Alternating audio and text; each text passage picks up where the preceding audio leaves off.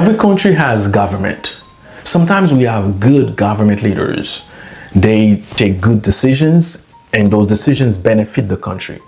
Sometimes you have government who are taking advantage of the citizens. They are getting richer and richer and the country is suffering.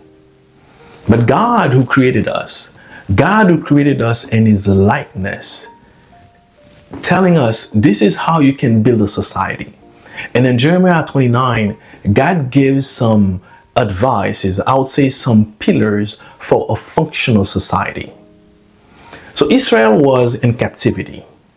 And while they were in captivity, God said, you will be there for a while because they have sinned against God and God punished them. But while they were in captivity, some prophet out of nowhere came and said, oh, you are here only for 2 years.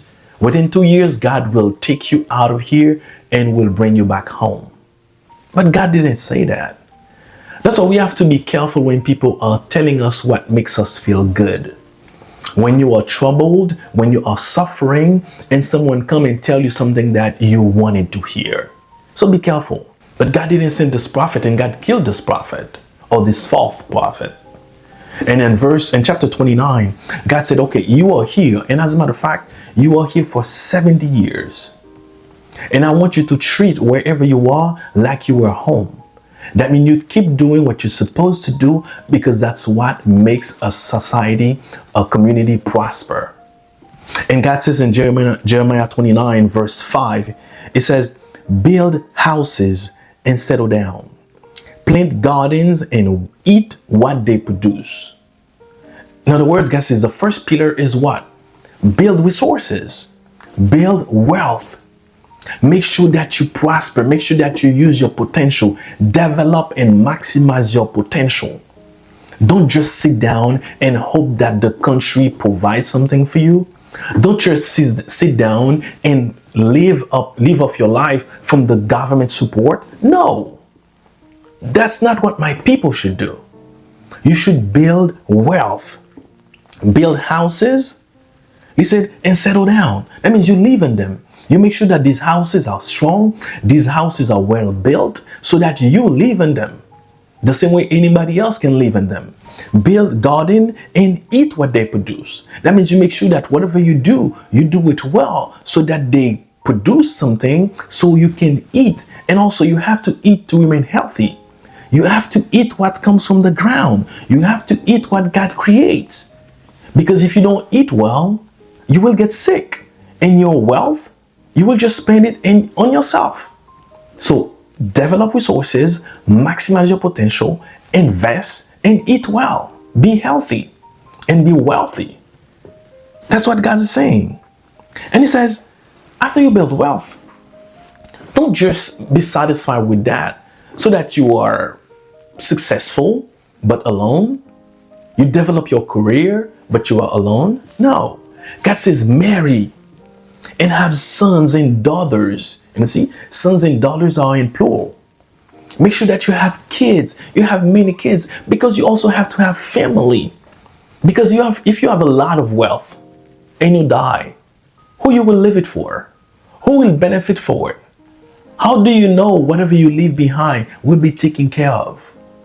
No, make sure that you build family, because it's in family that we learn respect, we learn love, we learn forgiveness, we learn cooperation, we learn respect, and so many great things, leadership. We learn that in the family circle.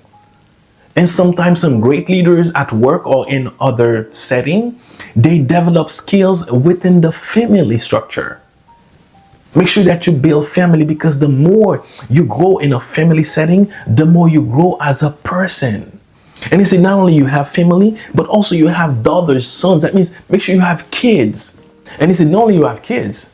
He said, what do? You make sure that also that you marry your sons and daughters. Find wives for your sons and give your daughters in marriage, so that they too may have sons and daughters. Increase in number there, do not decrease.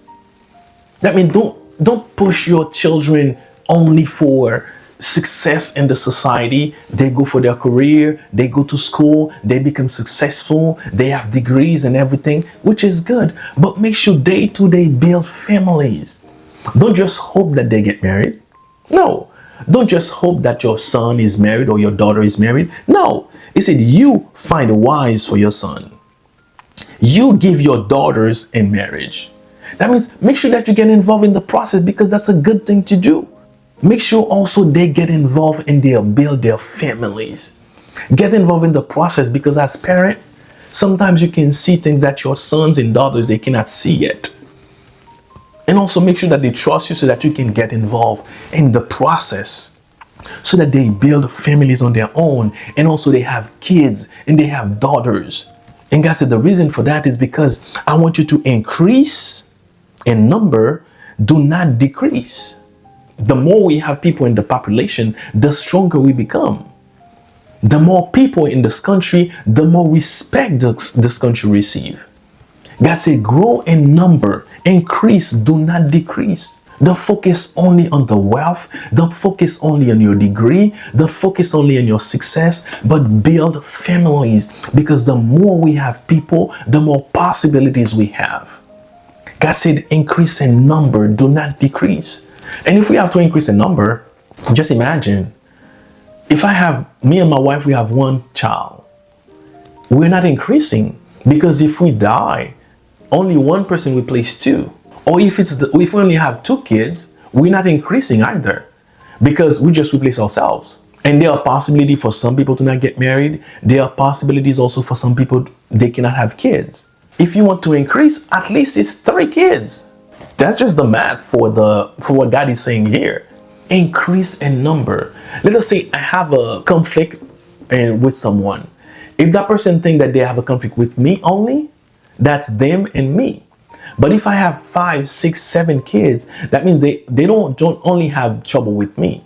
They have trouble with me and all my kids.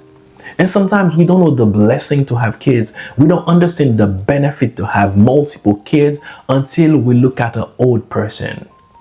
When that person is old, they cannot do what they used to do. When that person is old, they cannot walk the way they used to. They cannot do business the way they used to. Sometimes they lose their sight. Sometimes they lose their strength. They lose their mobility. The blessing in those times is when they have a lot of kids. It means any one of those kids can come and punch in. Sometimes they can stay with so-and-so. Sometimes the parents can stay with so-and-so. And they have so many kids that can come and bring them joy again. Give them a good taste of life again, because they have kids. And God knows that. That's why God wants us to have kids. Because you don't know what life will bring in your old age. Make sure that you have kids. And sometimes one of the child might don't care, and someone else might be caring for you. So God said, have kids, increase in number. In verse 7, it says, also seek the peace and prosperity of the city to which I have carried you into exile. That means you have to seek the prosperity, the blessing of the community you are in. Don't just hope the government will do the right thing. Don't just hope the government will do what they're supposed to do. No, you get involved. You seek the peace. You seek the prosperity of the city. You have to participate. You have to do your part as citizen. Make sure that your presence in this community, your presence in this country, as a citizen, as a member of this country, you contribute to the peace and prosperity of where you are. And he said, this is the reason for that. He said, because if it prospers, that means the country prospers. If it prospers, you too will prosper. And he says also, you have to pray for this country. Make sure that you're on your knees for this country. Because sometimes we might have knowledge, we might have resources, but we are facing something that our knowledge and resources cannot help. Our knowledge and resources cannot resolve. We need the grace of God. We need a special revelation. We need a special intervention, and that can only come from above. Because sometimes the solution we can offer is at the same level with the problem. But when we seek God, we know that we seek a solution. We seek resources. We seek power that is beyond our problem. And that's what God said. You pray for the well-being of this country. It doesn't matter who is in power. You pray for this country. It doesn't matter you like who is in power or you don't like who is in power. You don't like the government. You pray for the city. You pray for the country. You pray the Lord for it. It is your duty. It is my duty to pray for the country. Because if the country prosper, you too will prosper. In other words, your well-being is in direct correlation with the well-being of the city. So God brings this as some very, very structure, very solid pillars for a functional society. We build wealth, we develop families, we marry. We don't just take someone and have kids. You marry, and then you make sure that your kids also marry. They build families as well, and they maximize their potential too. And they have families have families, and we increase in number.